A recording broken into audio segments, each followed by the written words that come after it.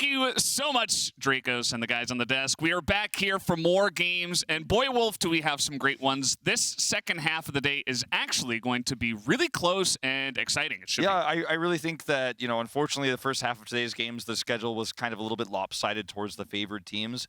In the second half, it's still somewhat that way, but I think that fan expectation of what happens in reality in some of these series might be a little bit different, because we're looking at a Red Canids, for example, in this first game against RNG that have outdone expectations. The Red Canids that seem to evolve and grow each and every international event that they are a part of. And RNG is trying to speedrun this group stage. They are trying to finish the games as soon as possible. We've seen some mistakes made because of this. We've seen some lack of respect shown, I think, by RNG. And it's not to say that RNG is weaker than expectations. I think that they are just trying to showcase the fastest game time possible, show the least amount of strategy, et cetera, et cetera. And I think that they have had many opportunities to actually play cleaner games than they've shown so far this tournament. And against Red Canids, as was mentioned by Valdes on the desk earlier, in the early parts of the game, you do need to respect this team, because if they get ahead, they are a strong early game team. RNG often likes to coast through the early mid, win those team fights later on. You find yourself behind, and RNG, it's a best of one. Anything could happen. Anything can happen, and I think that you got to take these guys extremely seriously. One of the things I love about the Red Canids is that they're very emotional, either positively or negatively, right? When they lose, when they get knocked out of MSI, they're crying, they show their emotions on their sleeve, and that's great. It actually allows us to really bond with these guys and say, hey, we can feel what you're feeling. It really sucks to be there. But also when they win, it's like, oh man, we want to be there with you. We feel so great for you guys. And how great would it be for them after their big win yesterday to potentially come up here and get an upset over RNG? You can see they're already feeling pretty good, laughs all around, but they do need to bring it to the Rift. That is the most important thing. For RNG on the other side of things, this is the easier part of the tournament for them, right? And that's why you could see it in their play. They're just trying to get it over with, it feels like, oftentimes.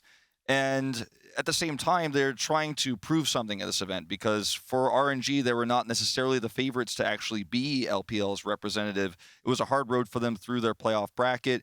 And it was an LPL playoffs, to be totally frank, where anything could have happened. It was a very competitive playoffs. Now they have the opportunity to actually get back-to-back MSI titles, because they were able to take it last year, shake off what happened at the end of Worlds, and kind of go, we are the dominant Chinese team here again.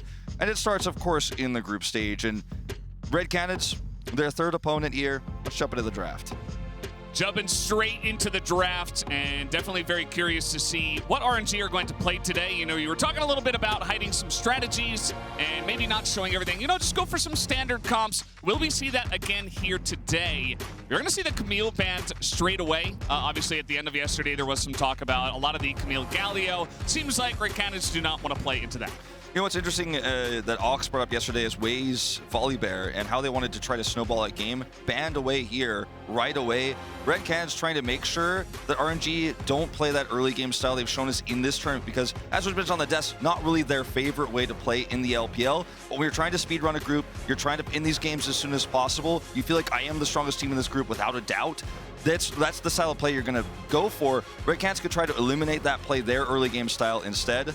And yes, Wei, historically not the best volleyball player, but in a tournament like this, it's a great way to just kind of end games quickly. So let's see how the tempo-based play here for Red Canids comes out as we jump into their final ban here. Camille also taken off the board, another way you could snowball lane. And GALA's Ezreal also off the board here. So we have our friendly Red Canids fan there in the audience as... The Ahri ban was pretty interesting to me. To ban that away on blue side, we have seen so much value out of just picking that up early, but they say, no, we don't want to go for that early on here, and they will avoid that for now. So they do go ahead and pick up the Lucian. Of course, when you have Xiaohu on your team, and GALA, of course, can play it, and probably Bing can as well. It's just a great pick, especially it makes me think of Xiaohu's Lucian straight away. It's in this tournament in particular, it has been a bot lane 2v2 tempo-based pick to try to control the bottom side. But for RNG, you always do iconically think of Xiaohu's mid and top Lucian.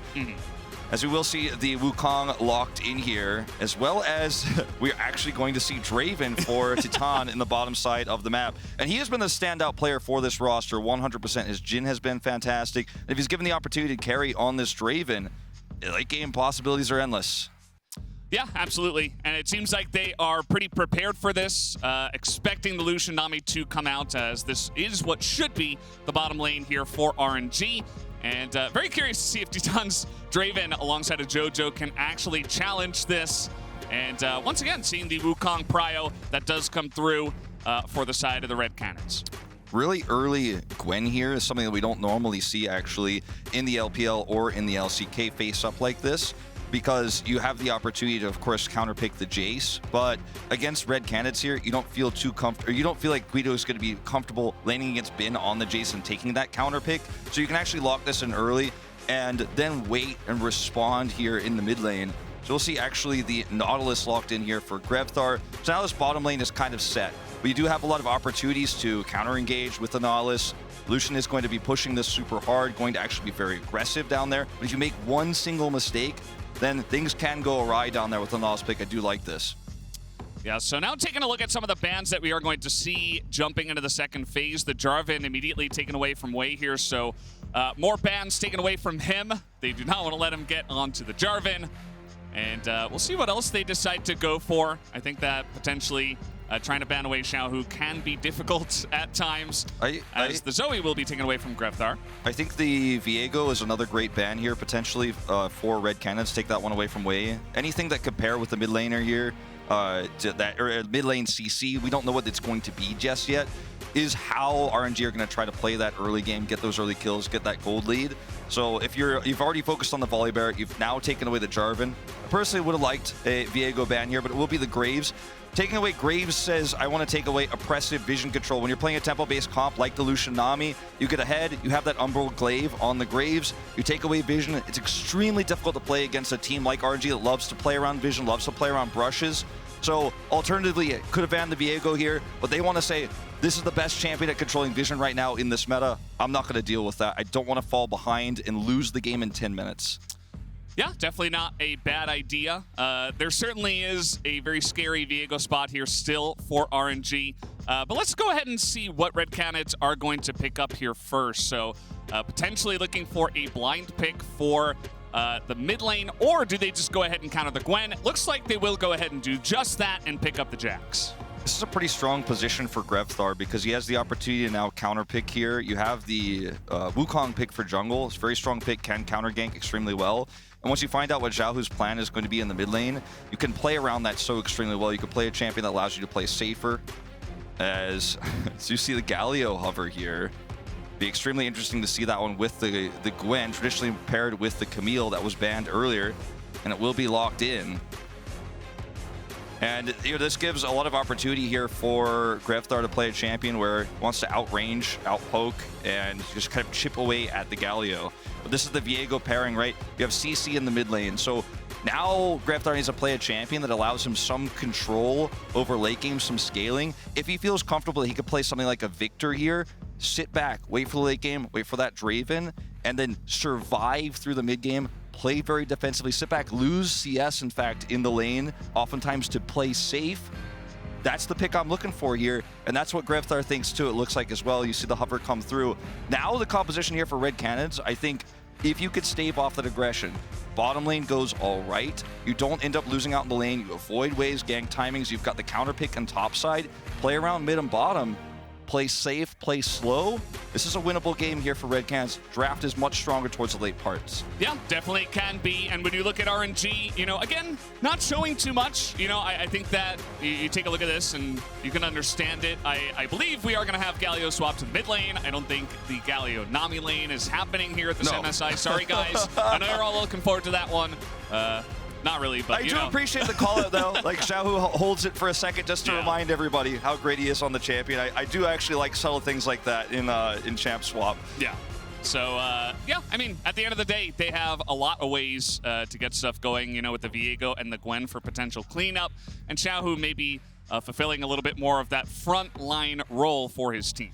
It's no secret that RNG are the clear favorites, and it is no secret that this draft is designed to win this game as soon as possible, get a massive lead. But when you go this all in on something like a Galio Viego in a composition like this, if you misstep once, if you make one error, if you overextend in a gank, you end up giving gold to a Viktor early, that mid game goes smoothly, or Draven gets ahead, God forbid, in the bottom side of the map, then RNG's late game insurance policies are very limited, in fact, almost non-existent. So this is the kind of disrespect I was kind of alluding to in terms of RNG. Like, we are the better team. We're going to win this game as fast as possible. Yeah, don't necessarily need to show too much, as it looks like we do have a short pause on the stage. We'll get some information about what is going on here. Maybe a little issue over with Grevthar. Not 100% sure at this moment in time.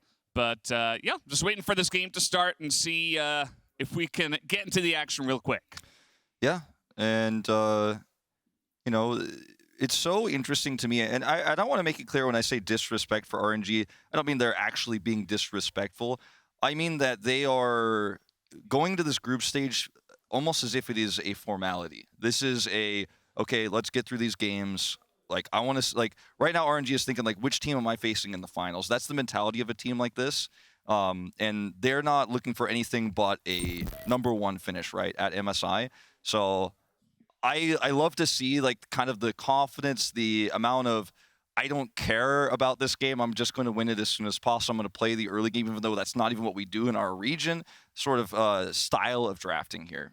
Yeah, I mean, I think we saw that a little bit yesterday, not necessarily with the drafting per se, but in terms of the play style, a little bit of like, oh, okay, well, we're just going to beat these guys. You know, let's just go on in and take them down, but then actually showing some nice opposition where the other teams in the group. So they still got the wins, but, you know, it kind of makes you wonder like, where their heads are at. I could play a side lane of macro and play this game for 5 more minutes, or I could hide in a bush, and if we kill them, we walk down mid and end the game.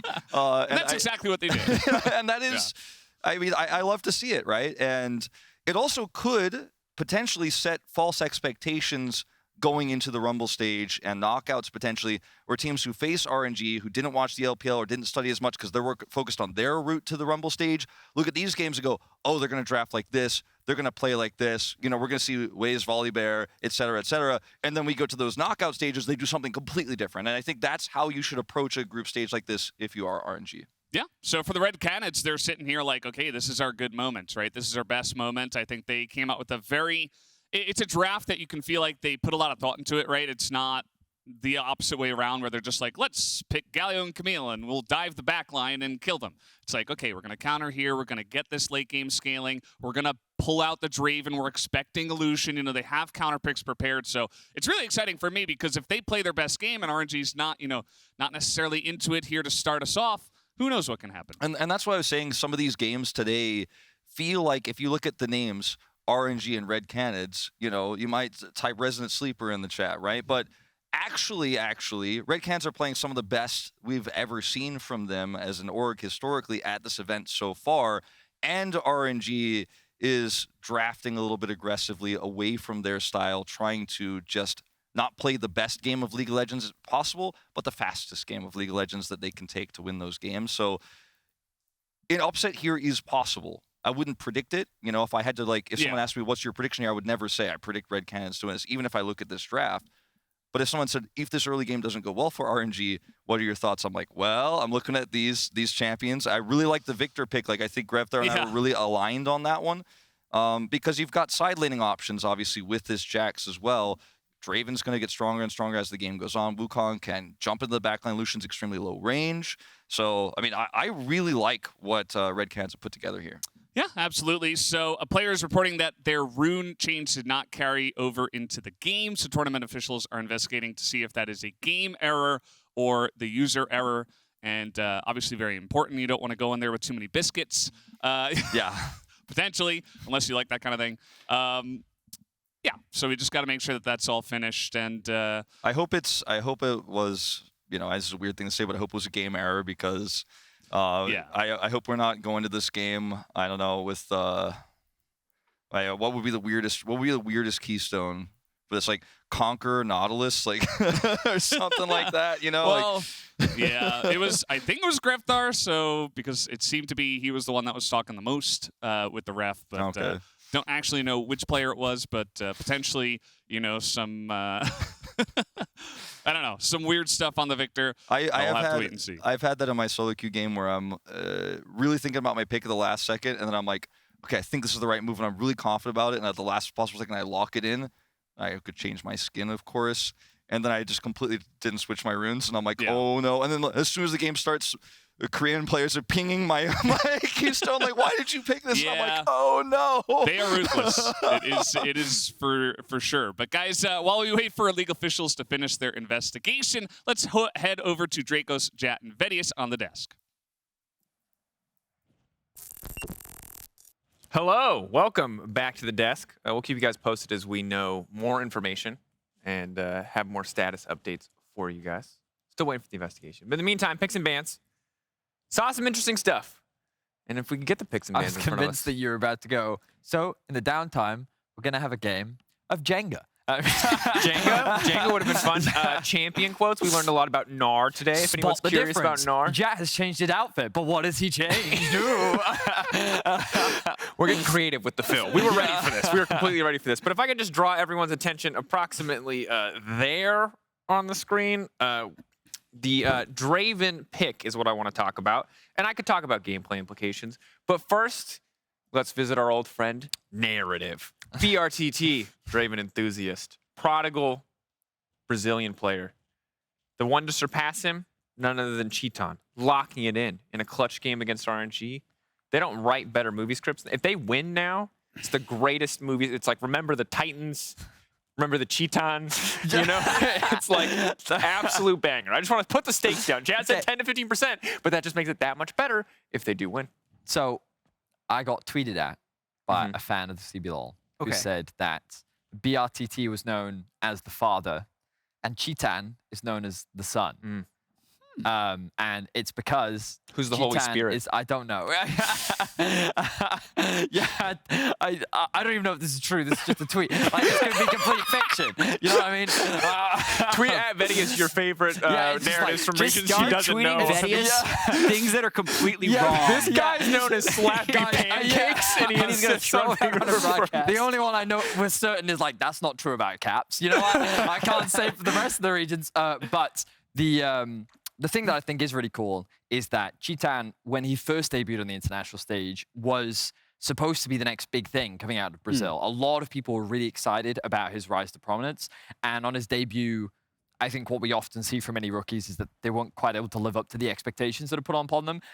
To be fair, sometimes fans will put unreasonable expectations on rookies. Sorry, Jojo and Danny, torchbearers of North American talent. In Danny's case, he made an insane play. It's his own fault for being that good, okay? But the point I was trying to get at was that on top of having a Draven, which is very reminiscent of course, BRTT, very well known internationally, it's also very tied in with the aggressive bot lanes that we've been seeing so far in the meta. Lucian, Tristana, I mean, we haven't seen Kalista yet, but she's been repeatedly banned.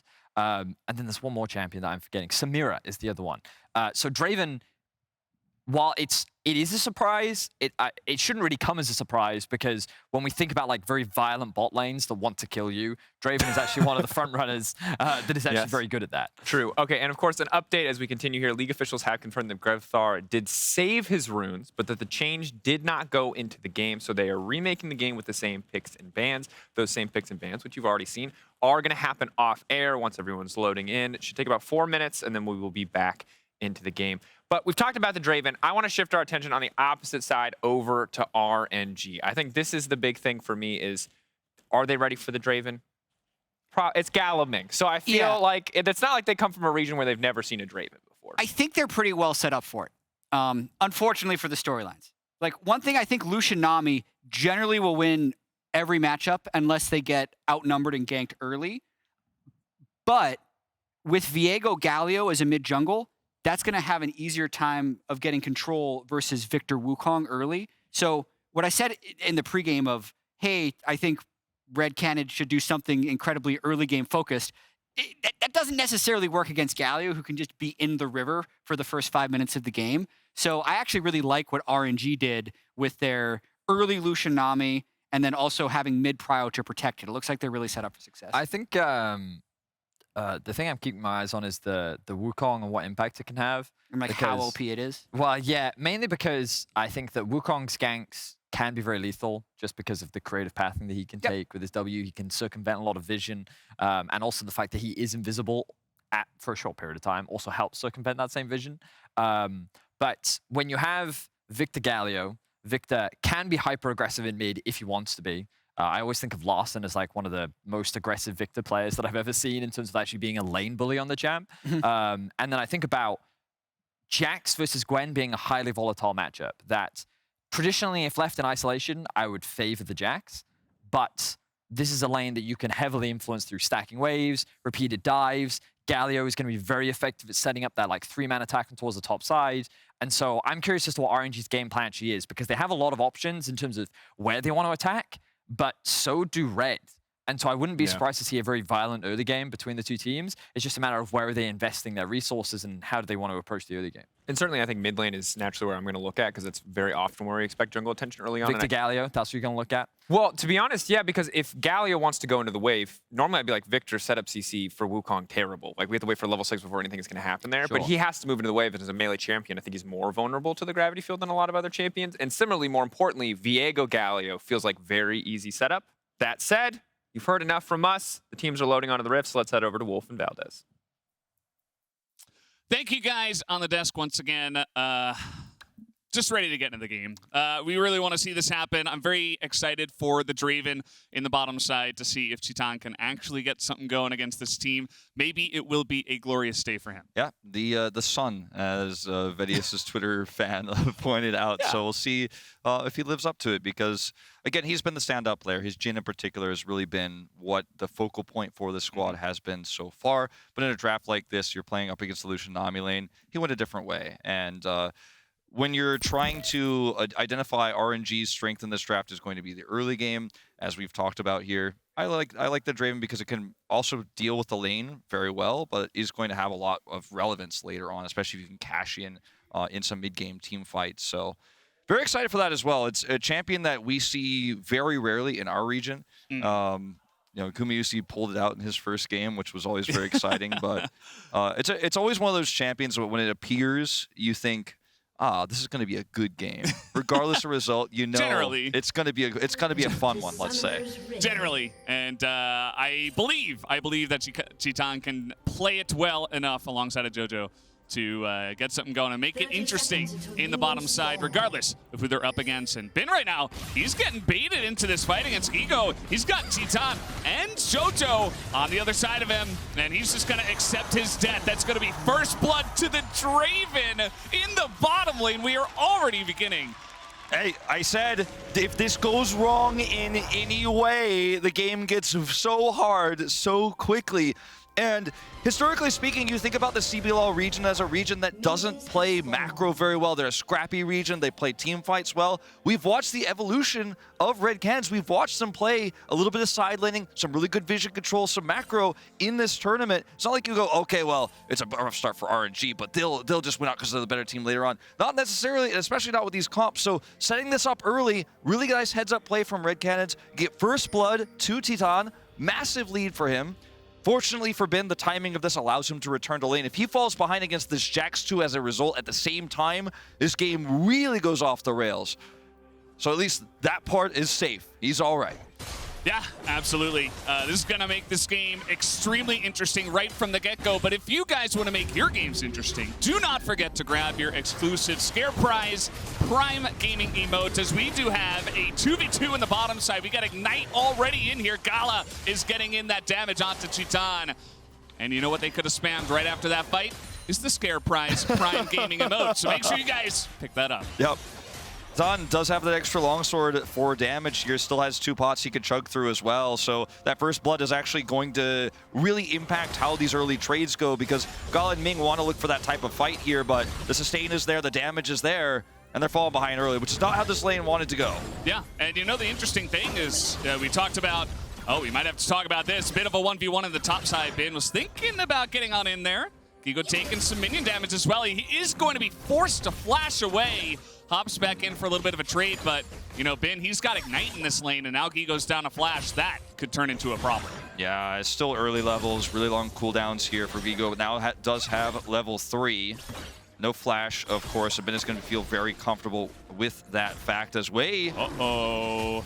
May not expect this as he's gonna get that smite down with Aegis, and now he's getting on top of Wei, who will have to flash, and he does survive, but what is he going to feel now as Aegis is all over his jungle? Yeah, flash gone, loses the buff. This is actually a massive turn here in this jungle, and what can be a very volatile jungle matchup here.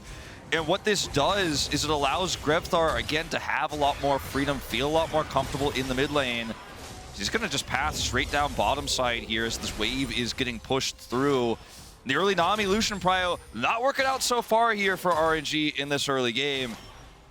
Yeah, and he's losing a bit of time here because the wave was not big enough. It was actually cleared up very nicely by GALA and Ming, as we do have another fight up in the top side. This time RNG rotating 3 members up to Guigo, who does not have his flash. He is dead, but how will he die? Who's going to pick up the kill is the question. They're just going to hand that over to Xiaohu. They say, yep, carry Galio coming in hot. Yeah, just unfortunately not able to identify quickly enough that this was happening. It's a very common response to send, you know, your mid laner and your jungler to look for a counterplay on the top side of the map after your jungle is stolen like this, because Wei needs to make up for the lost red buff by coming over here and taking these Krugs. Didn't actually even need to be involved in this kill, but I think that Guigo could have definitely shown a lot more respect there.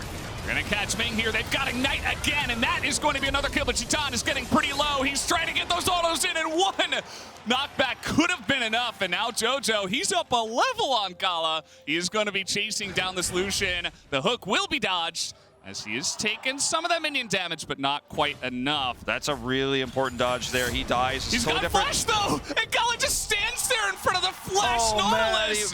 That gives the kill away. That is just a massive amount of disrespect. He's got flash available. You dodged the hook. You just dodged a bullet. You just were able to escape death. You cheated death, and then you just stood in flash range there. 2 kills going over to Nautilus, though. So still the first blood is in Teton's hands. Meanwhile, okay, they're just gonna try to get on top of Ben here, but the wave is pushing, so he should be totally fine. and this is a composition from RNG that is supposed to have a pretty firm control over the early game. They're not an early game team in their region, and they are falling behind. 900 gold the advantage here at 5 minutes for Red Canids in a composition that has a Viktor, has a Draven. And the only good thing for RNG right now at the moment is that 2 of those kills sit on Jojo's Nautilus and not, of course, on the Draven. To go back to this fight again here as well, I mean, this is so much damage early on for a Draven. Max range here, hook here, and GALA decides to try to go in. It almost felt like it was a bait attempt here from RNG, but when you're this far behind early in the game, you don't actually win these. Now, he just barely dodges the hook. I mean, that was almost pixel perfect. And then goes up here into flash range. And this is oh man! I mean, every opportunity he could have had there to actually try to catch up in CS is just gone instantly. Yeah, it's really rough too because you know he desperately wants to stay so that he doesn't miss the cannon wave. As we have another fight happening down here, I think that Wei is probably down here in that brush. I believe I saw him earlier. Yes, he is. Shout out to our observers for hiding that one as well. Here comes Xiaohu, who is level 6, but a little bit more obvious than Wei, as he is going to be on this control ward, does clear it out. Just trying to put on some pressure to the bottom side and not let this bleed out as much as it is right now to the side of Red Canids. Yeah, this is our big problem. If you do just let this sit at this point, your Lucian becomes less and less valuable. So even though, you know, they're both sitting at 1 and 1, a lot of extra assist goals on the bottom side. We'll see just a Counter-Strike trade here for Bin. But if you could still go down there and turn this one around, Lucian can be right back in the driver's seat, actually, with a good gank. But it's unsuccessful here, which gives free farm over to Grevthar. He's got such an early game. Oh man, look at the damage though. The empowered autos from the Nami on top of this Lucian, and all it takes is, you know, if Chitan's not in a position to shell back any damage, he's also a squishy 80 carry, and that is the power of Lucian Nami bot. Yeah, it's just such a powerful combo. We've seen it so much this tournament. Jojo is going to scout out this dragon, but they don't have prio here to contest. Yeah. Grevthar doesn't have any mana either, so should just be this Cloud Drake going over to RNG. Nicely pulled back into their favor down into the bottom side of the map. I think the game plan here for Red Canids now is to just not take very many risks. You know, you see this dragon, you force a smaller rotation, but you're not going to contest, you're not going to play for that. This upcoming Rift Herald fight, if you can get prio here, maybe you go for a play there, but only if you know you can take it guaranteed, because you're sitting 300, 400 gold up right now against Lucian Nami comp with a Galio involved, and You know, you have the side laning power that Gwen does as well because you have this Jax, you have the late game insurance policy of the Viktor. And as long as you don't give RNG back control of the game, as long as you don't serve them up an easy one, then, you know, you're still feeling really comfortable right now as Red Canids. So just minimize risk is going to be the name of the game. As Rift Herald is up here, they rotate Jojo up. Grevthar is going to have some prio, and they won't even have to fight for this one. And this is great news. RNG just really not going to be able to get anything cross-mapped for this because Titan is just going to stay down. Now, if he dies, that's one thing, but he's going to be all right. Yeah, and Gala's not even level 6, so it's not even like he can put pressure on with any kind of culling to force Titan out of the lane. So this is, as you mentioned, it's a free Rift Herald going over to the side of Red Canids. They lose basically nothing by picking this one up, and they will be very happy with this trade. So you're talking about Macro and CBLOL and Red Canids. You know, I really want to see them get it into a lane where they've got some plates down, really try to push the envelope here. Even though they do have a nice amount of scaling, I think that getting ahead of RNG early will do them a really big benefit in this game. Oh, absolutely. And the places you could drop it, obviously mid and top, it's probably going to be easier to drop it here for Grevthar as they get punched. A little bit of a play, but yeah, it's just going to be a flash out of Grevthar. He does lose that for now.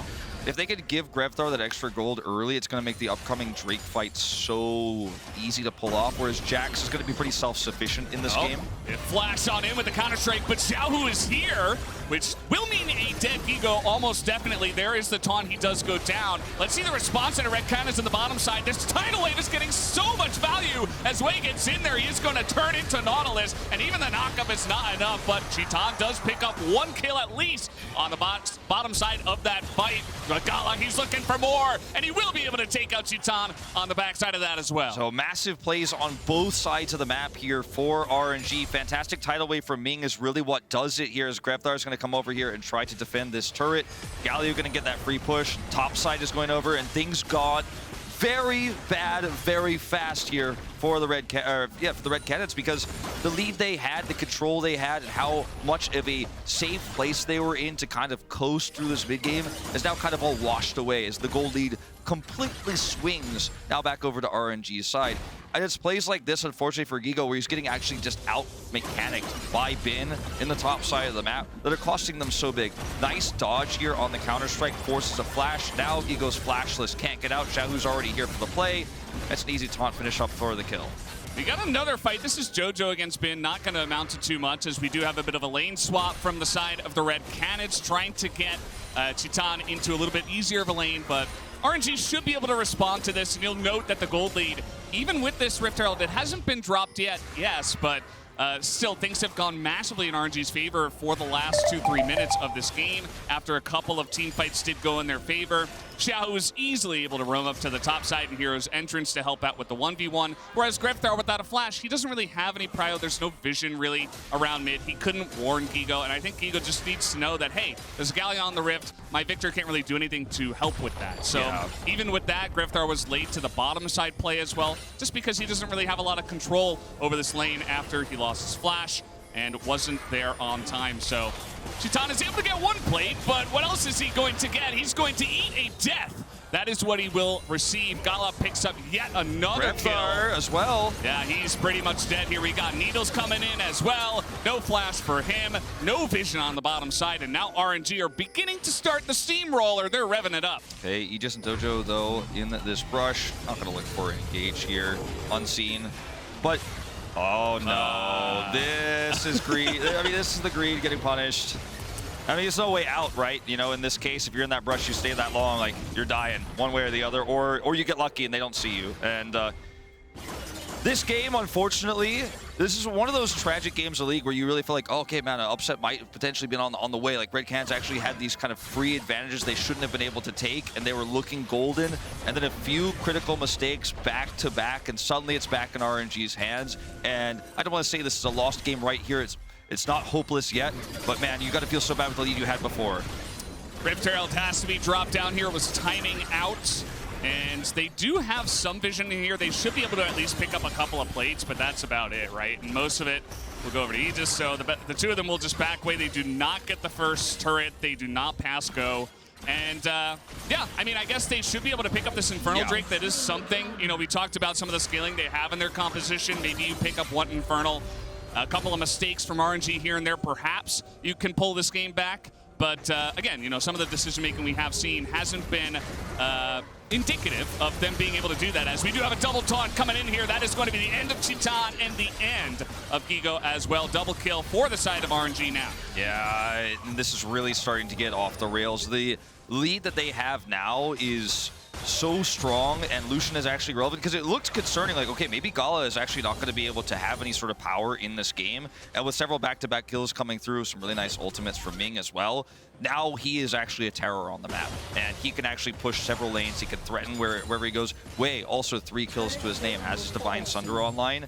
And Red Canids aren't even safe to farm necessarily. Aegis is actually kind of playing cleanup. He's trying to follow the action everywhere, but they're losing out now suddenly in all 3 lanes. They're getting picked everywhere. They can't make cross-map plays. And it's like, okay, yeah, you got the Drake like you were talking about. Now it's a 1-for-1 Drake game. That extra, you know, little bit of damage that you're going to get from that solo Infernal is significant for this comp. But if it's at the cost of a little bit of greed there, getting punished, it's not worth it at the end of the day. I mean, of course it's worth it on its isolation, but if you get punished afterwards, where are the advantages here for Red Canids? Like, we're really trying to stretch for them now. And it's so tragic given the lead they had before. And, you know, okay, this is a risky place to be. Yeah, just, you know, going for a nice little walk by the river is Titan, and so is Aegis, so he's just going to die. I mean, this is one of the issues. They need somebody to frontline and get some vision, but unfortunately, he will just go down as he does not have any help and any vision to try to move into that river, and was not allowed to actually do that. Look at the vision here as well. All the deep wards that RNG have had on the map. You can see it. So RNG plays so well around vision. They are so oppressive. And I think to the layman watching this, it's like, oh, this is, you know, RNG just hiding in a bush. They always do this. But they actually set up around Rift Herald here and say, oh, you have no vision. I know exactly where you are. And you can either just give the Rift Herald up or walk into a bush where we have insane CC. We have a Galio. We have a Fed Lucian. We're going to blow you up. It's a lose-lose scenario that RNG set up.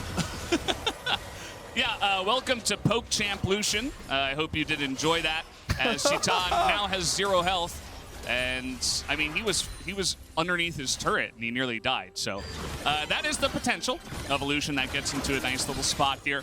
Grevthar has been sent to kind of handle this side lane, because as it stands now, you know, Jax will be very good in the split pushing in the side lane eventually. But with just the Divine Sunder, he's not really going to do very well from this far behind against Bin.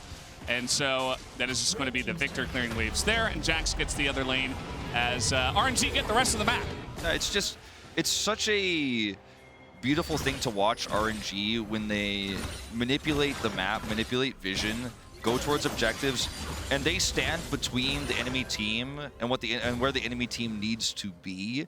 And so there is no great choice for Red Canids. We've seen them do this several times in both of the games they've played so far this tournament. And it almost feels like, you know, when you watch the team who walks on the brush, if you're a fan of Red Canids, you're watching home going like, don't go in there, they're in there. And it's like, well, they know they're very likely in there, but if they just walk away, they lose the objective for free. It's a lose-lose game. And, you know, historically speaking, we think of the LCK as being the region that's best at manipulating vision, but so far in this tournament, I think RNG has definitely been the best team at setting this up and playing around it. Now, with the lead they have here, they can control all 3 waves, and RNG are in a position now, second Rift Herald, to start putting some real inner turret damage down. And you can't free farm, really. I mean, Aegis is, Grevthar is getting some of that done here in the side lane, as you mentioned, but it's going to take a lot longer. And I don't know if Jojo can be allowed to actually engage onto this one, as the... Okay, yeah, he's just dead. There's not too much else to say about that. The Gale force forward, and yeah, he wasn't getting away from that one, even with a flash. As Titan is around, he has the rest of his team here.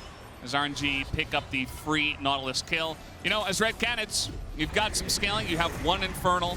Maybe just try to sit back and continue the farming rather than looking for plays. And, you know, I forget who said it earlier on in this tournament, but Nautilus can turn into a little bit of a feeder champ, right? Yeah. When you're behind, when you have no ability to make plays, you kind of just go in and die, or you don't really end up doing much. Well, so, you know, in a position like this... Trying to take down Ben as he is under a lot of pressure here, not respecting the vision of that brush, and they will get a shutdown into the hands of the Viktor. Man, that's massive. You know, he's the one who's sitting in this side lane, actually picking up all that gold, picking up that shutdown is massive for what his Galio is going to do. Oh. But you still can't get to the Drake. That's the problem.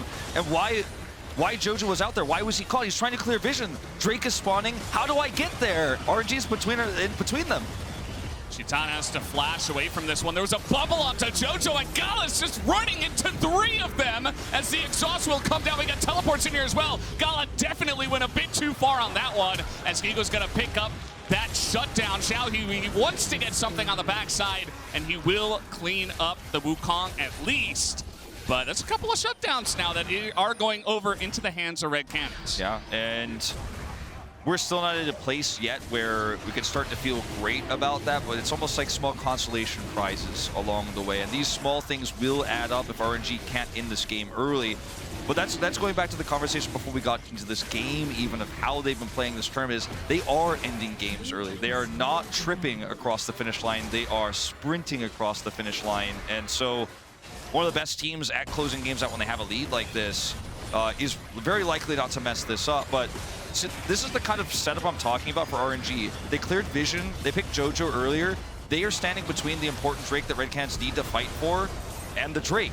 So, you know, you do end up getting caught between a rock and a hard place as Red Canids. Now, GALA, a little bit overextended here. Definitely goes a little bit too deep. A lot of extra gold going over to Red Canids. But at the end of the day, this is the kind of play I'm talking about with RNG. You could just play it safe, walk back and take the Drake, or you could get 3 kills and take a bigger lead and win the game faster, and that's the kind of play style we are seeing. And take a look at what has happened in the last 2 minutes here, is that we got a shutdown gold into Grevthar, we got shutdown gold into Guigo, Jackson Viktor, by the way, and now we got an objective bounty on the top turret going into the Red Canids. So, you know, while RNG are still in control of this game, bit by bit, Red Canids are finding some opportunities to try to come back into this game. So definitely what we want to see is RNG maybe clean things up, try to shut this down in a macro sense, deny all the vision, take a Baron perhaps, and try to end this game before things get any more greasy.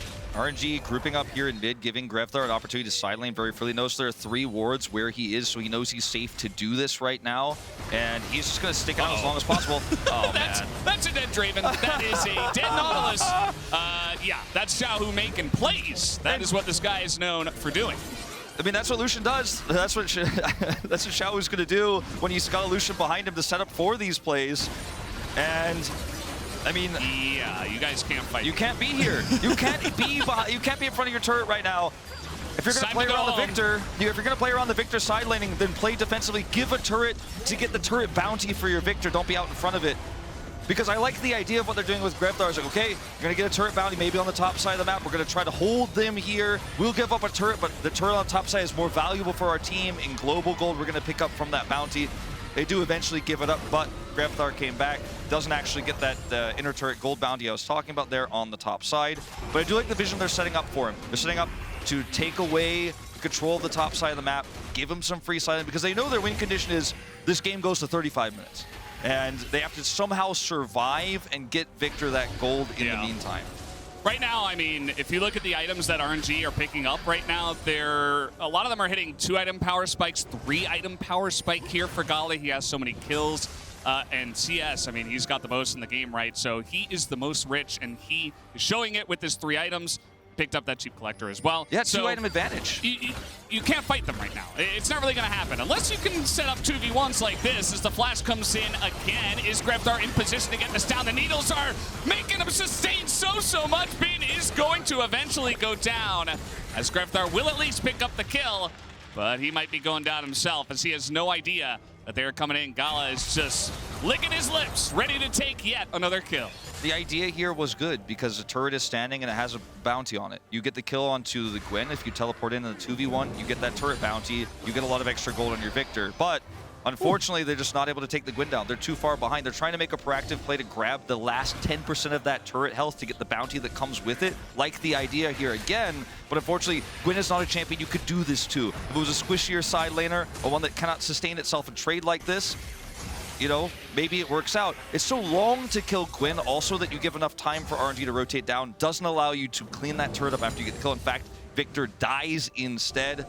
And RNG just have such a massive lead now. We're hitting nearly the 10K gold mark. This is just almost insurmountable. Yeah, you know, say what you want about scaling, but, you know, we're both on the same page here, Wolf. I think that, you know, 10 stacks of the Dark Seal for Xiaohu's Deathless Galio is one problem. And then Three you have stopwatches as well. You've got 3 stopwatches. You have so much survivability with just the items, right? Because we have a Zhonya's in the works as well for the Gwen eventually.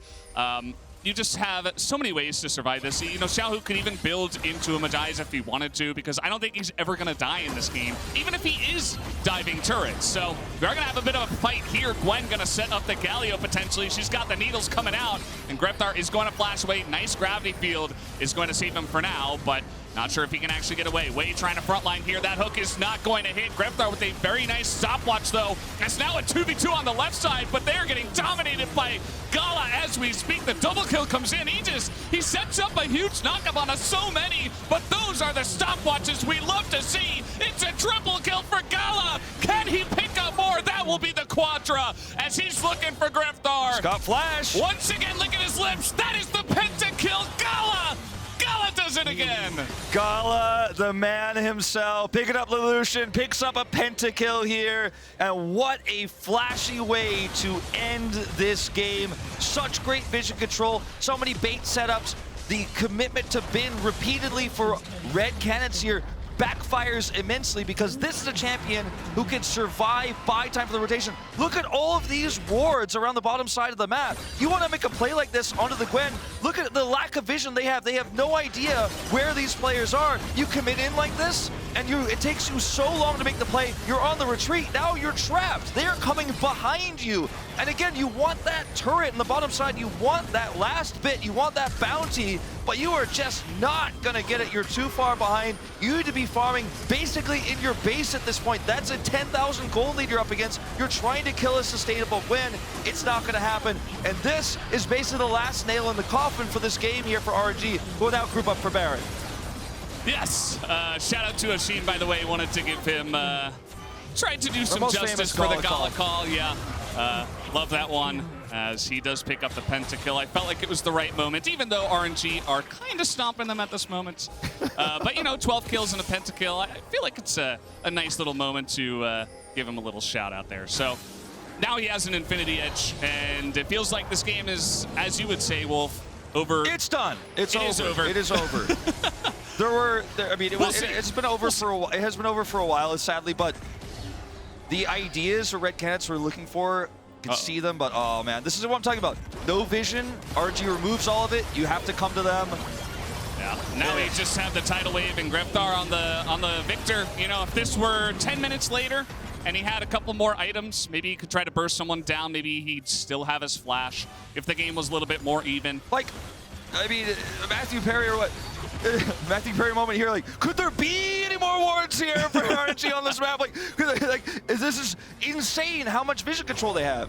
They are just, there's nothing you could do as Red Canids here. You're behind, you don't know if they're doing the Baron, you don't know if they're in that bush, you don't know if they're in the other bush on the other side, but you can't just let them have it. It's just crazy how much control they have over this game. And yes, when you are this far ahead, it's very easy to do that, but it's oppressive. And at this point, it almost feels like RNG are playing with their food. When they got the pentakill, they were like, let's not kill the Nexus, let's do it again. It almost feels that way in a lot of ways. Yeah. Vroom, vroom, through the tunnel. Nicely done, RNG. They seem very happy with that about themselves. Oh, they're doing it again! I wouldn't want love to be. that exit rift. You don't want to be anywhere near this team right now if you're Red Canids. Now, because they're grouping up as 5 here to just push top with Baron buffing in the game, they have given Red Canids some opportunity to farm on the bottom side, but it's insignificant because they don't have enough time to get what they need. Look at the items here for Grevthar. He's got a Leandri's, and he's almost got a Shadow Flame. That is not going to be enough. He is not going to be able to win a longer team fight because there is no long fight here. Nope. and GALA's just going to throw out a culling and nearly kill 3 people by looking at them as they're pushing in with the Baron. Not the shortest game of MSI, but maybe one of the more dominant ones that we will have here. 27 minutes as Xiaohu going to frontline here. That is going to be the end of Grevthar yet again, as we do have Xiaohu still deathless, and Bin just trying to frontline here. He's just trying to set up for his teammates. Good guy, Bin, and he will pick this up. This might just be another, no, he's gonna die actually. Not gonna be another pentakill for the side of GALA, but it doesn't really matter because RNG are going to take yet another dominant victory in this Group B. Viego will be taken out first, and that will be the end of the Nexus as RNG continues with their dominance in this group. That'll be a 3-0 now for the LPL representative. Dominant fashion here, despite what was a very rocky early game. The early kill going over in the bottom side to Titan. They had control there. They were pushing those waves in. Mid was basically free farm for the Viktor throughout the early game. And yes, on the top side of the map, not a lot of resources needed to be committed to, but some mechanical errors on the jacks, some overextensions on objectives. A little bit of greed there in the mid lane led to several punishes, and the lead they had, which seemed so strong, it seemed like it was going to be a coast through that late game scaling, was ripped away by RNG in seconds. And RNG making a statement with this win here. It's so rare to see a pentakill in an international tournament, even with, you know, the early group stages, right? It's just almost unheard of, and it's GALA who pulls it off again. GALA does get it done, and RNG do as well in very dominant fashion. But guys, now a question from the latest episode Rift Reaction Podcast. What MSI group are you most excited about? Group A, Group B, or Group of Life C? Head over to the episode on Spotify to share your thoughts. Here from MSI, we'll soon take a look at the state of Group B before it's time for Saigon Buffalo versus Team A's. We'll see you then.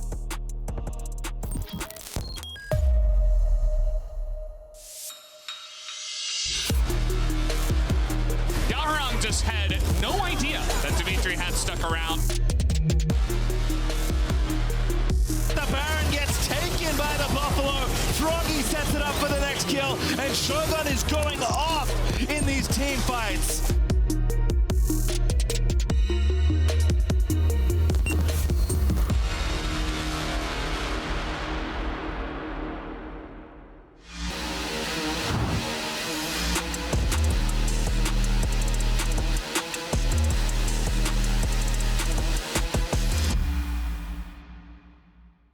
Is watching. Get on board. Check the lanes. Pay attention to the best. Join the ranks. Be the challenger. All in for the trophy. This is for all senses. This is for all players. Buckle up. Take notes. MSI 2022. Driven by Mercedes EQ. Hey, Ash, what's your plan? A new and very serious game, Jake from State Farm, but these in-game purchases are wrecking my wallet. I can't keep sparkling, Jake. I need a sparkle. State Farm has options like combining home and auto, so you get a rate that fits your budget. Very nice. The gameplay is really strategic, I swear. For surprisingly great rates that fit any budget, like a good neighbor, State Farm is there. Call or click to get